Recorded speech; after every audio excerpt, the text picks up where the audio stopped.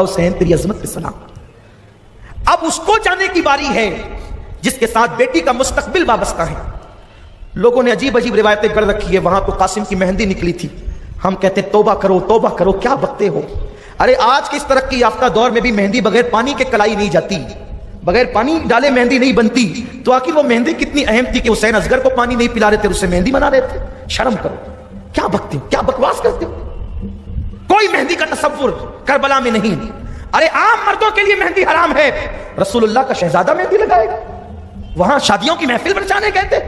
یہ سارے خرافات، نہ اسے بیان کیا جائے نہ اس پر یقین رکھا جائے، یہ سب خرافات ہے۔ ہم اہل سنت اس سے برات کا اظہار کرتے ہیں، ہاں جتنی جائز چیزیں ہیں ہم اس سب کی تائید کرتے ہیں، اس لیے خرافات کی طرف نہ جاؤ۔ مولا حسین نے جب منع کر دیا امام قاسم پھوفی کے پاس، پھوفی حضرت امام مجھے منع کرتے ہیں کربل میں جانے سے۔ پھوفی نے 19 سال کے جوان بھتیجے کو سینے سے لگایا، بیٹے ٹھیک ہی کہتے ہیں۔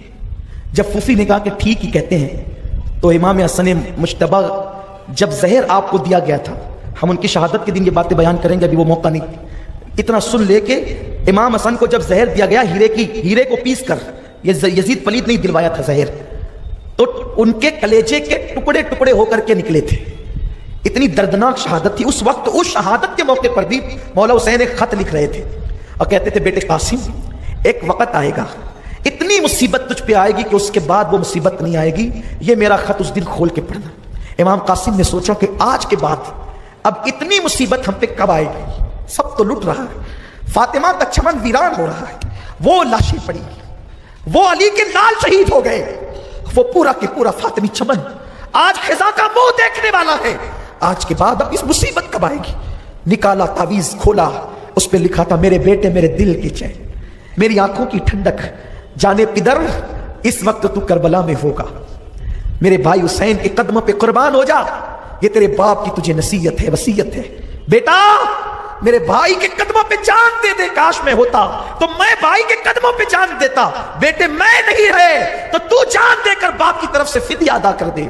قاسم کے تو باتیں کھل گئی، چچا اب تمہاری مانو کہ اپنے ابا کی مانو، دیکھو دیکھو آپ منع کرتے ہیں، میرا بابا یہ مجھے شہادت کی سند دے کر کے گیا ہے۔ امام نے خط لیا، دیکھو بھائیوں میں محبت ہو تو اس طرح ہو۔ کربلا بتا رہا ہے کہ جہاں تلاوت قرآن ہے، جہاں نماز کی پابندی ہے، وہاں آپس میں بھائیوں میں پیار کتنا ہے۔ مولا حسین نے خط پڑھا، مچل گئے، ہاتھ کو اوپر اٹھایا اور عرض کی اللہ میرے بھائی نے میری محبت کا حق ادا کیا ہے، اس نے یہ بھی پرواہ نہ کی کہ اس کا بیٹا شہید ہوگا تو اس کی نسل کیسے چلے گی۔ اللہ تو مظلوم کی دعا سنتا ہے، حسین مظلوم ہے، مسافر کی دعا سنتا ہے، حسین مسافر ہے، تو مجاہد کی دعا سنتا ہے، حسین مجاہد ہے، تو غازی کی دعا سنتا ہے، حسین غازی ہے، تو جمعہ کے دن دعا قبول کرتا ہے، آج جمعہ بھی ہے، تو عاشورہ میں سنتا ہے، آج عاشورہ بھی ہے۔ مولا آج میں اپنے بھائی کے لیے دعا کرتا ہوں کہ میرے بھائی نے میرا اپنا بیٹا میرے قدموں پہ قربان کرنے کی بات کی، تو اس کی نسل کو قیامت تک باقی رکھنا اور ایسی اولاد پیدا کرنا جس سے میرے بھائی حسن کا نام قیامت تک زندہ رہے۔ ندائی حسین قبول کیا، تیرے بھائی حسن کی اولاد قیامت تک موجود رہے گی اور اس کی نسل میں ایسا بیٹا پیدا کروں گا کہ جو شان تیرے نانا کو میں نے نبیوں میں عطا کی ہے، اس حسن کے بیٹے کو وہ شان ولیوں میں عطا کروں گا، اس کا نام عبد القادر جیلانی ہوگا۔ سبحان اللہ، نعرہ تکبیر، نعرہ رسالت، نعرہ حیدری، ذکر تاجدار کربلا، نعرہ غوث۔ میرے غوث کے ڈنکے کربلا میں بھی بجے ہیں، میرے غوث کے ڈنکے کربلا میں بھی بجے ہیں۔ مولا حسین کی دعا کی برکت ہے، اور کہا کہ درمیان میں عبد القادر ہوگا اور اخیر میں محمد مہدی ہوگا۔ حسن کی اولاد میں ایسے بیٹے پیدا کروں گا کہ بیچ میں عبد القادر، ابتدا قاسم، بیچ میں عبد القادر اور اخیر میں محمد مہدی۔ امام حسن کی اولاد میں ہوگا امام مہدی۔ ارے یہ کتنی شان کی بات ہے، آل محمد کے لیے کوئی قربانی دے کر تو دیکھے کتنا بڑا صلہ ملتا ہے۔ امام حسن کو مولا نے، حالانکہ وہ بھی آل محمد ہے لیکن آل محمد ہو کر بھی آل محمد پہ قربانی دی، اللہ نے کیسی شان بلند کی۔ اس کے بعد حضرت قاسم کو سینے لگایا، جب تیرے بابا نے کہا بیٹے تو اب میں روک نہیں سکتا، جا۔ حضرت قاسم اتنے خوبصورت تھے، اب یہ بات مجھے ہر جگہ کہنے کی ضرورت تو نہیں پڑے گی کہ خوبصورت تیری نسل پاک میں ہے، بچہ نور کا، تو ہے عین نور، تیرا سب گھرانہ نور۔ ہائے کتنے حسین ہیں وہ لوگ، کتنے خوبصورت ہیں وہ لوگ، سورج بھی انہیں شرما شرما کر کے دیکھتا ہے۔ قاسم سر پہ امامہ سجا کر 19 سال کا لاڈلا بھتیجا کربلا میں آیا تو کسی نے پوچھا یہ حسن کا پری پیکر کون ہے؟ تو کسی نے کہا یہ حسن کا بیٹا قاسم ہے. امام قاسم تلوار لے کر کے کھڑے ہوئے. کہ کون ہے مقابل میں آنے والا؟ امام قاسم کے مقابلے میں ارزق نامی پہلوان بڑا مشہور تھا. دمشق یعنی شام کے علاقے میں اس کی بڑے چرچے تھے، بہت چرچے تھے اس کے. عراق و شام میں اس کی ایک عجیب دھاپ تھی. اس کو کہا شمر نے جا لڑ اس سے. اس نے کہا یہ بچہ ہے، میری توہین ہے. تو اس نے پہلے اپنے ایک بیٹے کو بھیجا. امام نے اس کے 2 ٹکڑے ایک بار میں کیے. یہ آپ جو ہے نا کسی ناول کا قصہ نہیں ہے، یہ تاریخ ہے. اس لیے کہ حیدر کرار کے لال لڑ رہے ہیں. سبحان اللہ. محمد مصطفیٰ کے پھول، محمد مصطفیٰ کے باغ کے سب پھول ایسے ہیں وہ بن پانی کے تر رہتے ہیں، مرجھایا نہیں کرتے. اگر پانی بند نہ کیا ہوتا ظالموں نے تو ایک قاسم کافی تھا اس 22,000 کے لشکر کے لیے. لیکن ان نامردوں نے اور نامرادوں نے پانی بند کر کے بتایا کہ ان کے ساتھ اسی طرح لڑا جا سکتا ہے. اور وہ لڑنے نہیں آئے تھے 72. اگر وہ لڑنے آتے تو بھی الٹ دیتے، زمین کی تہ الٹ دیتے. لیکن انہیں تو لڑنا نہیں تھا، انہوں نے تو نانا کا وعدہ وفا کرنا تھا، انہوں نے تو دین کی حفاظت کرنا تھا، انہوں نے تو دین کو تحفظ دینا تھا. مولا قاسم لڑتے لڑتے تھکے تو ارزق نامی پہلوان بھی مست ہاتھی کی طرح جھومتے ہوئے آیا اور اس نے بھی جو ہے امام سے لڑائی کی. مولا قاسم نے اس کے بھی ٹکڑے کیے. شمر ذل جوشن اس پلید لعین نے کہا، اس بدبخت نے کہا کہ ایک کام کرو، ایک ایک کر کے جاؤ گے تو یہ پورے لشکر کو پورا پڑے گا. علی کا پوتا ہے، حسن کا بیٹا ہے، حسین کا بھتیجا ہے، چاروں طرف سے گھیر لو. 1000 لوگوں نے ایک ساتھ گھیرا اور اتنی تکلیف ان لوگوں کو ہوئی تھی، اتنا نقصان پہنچایا تھا حضرت قاسم نے کہ ایک ساتھ جب 1000 کے لشکر نے چاروں طرف سے گھیرا تو کسی نے پتھر مارے، کسی نے تیر مارے، کسی نے تلوار کا وار کیا. اور ایک عجیب سی گرد کربلا کے میدان میں جب اٹھی، مولا امام قاسم گھوڑے سے زمین پہ آیا.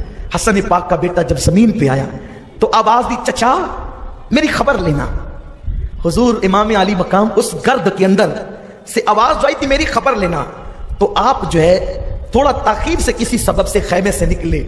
اتنے ٹائم میں ان لوگوں نے امام قاسم کے لاش کا سر اقدس کو تن سے جدا کر دیا اور اتنے ٹائم میں انہوں نے گھوڑوں سے امام قاسم کے جسم کو اتنا کچلا کہ جس وقت امام قاسم کی لاش تک مولا حسین پہنچے تو 19 سال کا وہ بیٹا حضرت امام، جی بہن کیا بات ہے، کربلا میں لائن قبول کر لیں. کیا کہہ رہی ہے آپ؟ ہاں میرے جو اون و محمد ہے نا 2 بیٹے، تاریخ میں آتا ہے ایک بچے کی عمر 6 سال کی تھی اور ایک کی عمر 7 سال کی. آپ نے فرمایا بہن میں کیسے انہیں کربلا میں جانے دوں، وہ 6-7 سال کے بچے ہیں. امام حسین کو جب کوئی بات منانی ہوتی تو اس کا آسان طریقہ یہ تھا، بھائی امی فاطمہ کا واسطہ. جیسے زینب نے بھائی کا ہاتھ پکڑ کے کہا، بھیا امی فاطمہ کا واسطہ میرے بچے بھی قربان ہو جانے دینا، کیونکہ کل قیامت کے دن جب امی کہے گی زینب میری گود خالی ہوئی، میرا بیٹا کربلا میں شہید ہوا اور تو اپنی گود بچاتی رہی، ماں کے سامنے مجھے رسوا نہ کر. او میرے ماں جائے، او میرے ماں کے بیٹے، تو نے اور میں نے ایک ماں کا دودھ پیا ہے، یہ میرے دونوں بیٹے کی قربانی قبول کر لے، تیرا احسان قیامت تک زینب نہیں بھولے گی. میری مائیں اور بہنیں بھی موجود ہیں، یہ بہنیں مائیں، ساس بہو کی سیریل دیکھنے والی میری مائیں اور بہنیں، فلموں میں بے پردہ جانے والی میری مائیں اور بہنیں، گانے سننے والی، فلمیں دیکھنے والی میری مائیں اور بہنیں، میں ان سے پوچھنا چاہتا ہوں، زینب ذہن دے رہی ہے کہ اللہ کا دین اتنا قیمتی ہے کہ اس کے لیے اگر گود اجاڑنی پڑے تو اجاڑ دو. زینب تمہیں پیغام دے رہی ہے، زینب تمہیں ذہن دے رہی ہے. صرف داستان کربلا سن کر آنسو بہا کر چلے نہ جانا، میں تمہارے جذبے کو سلام کرتا ہوں. 3-3, 4-4 کلومیٹر سے میری مائیں اور بہنیں پیدل چل کر کے آتی ہیں، میں رات کی تاریکیوں میں ان کے لیے دعا کرتا ہوں، لیکن ان سے یہ بھی کہتا ہوں صرف سن کر کے مت جاؤ، عمل کرنے والی بنو، پردے کی پابند بنو، نماز کی پابند بنو، شریعت کی پابند بنو، دین کی پابند بنو، کنیز زینب بن جاؤ، کنیز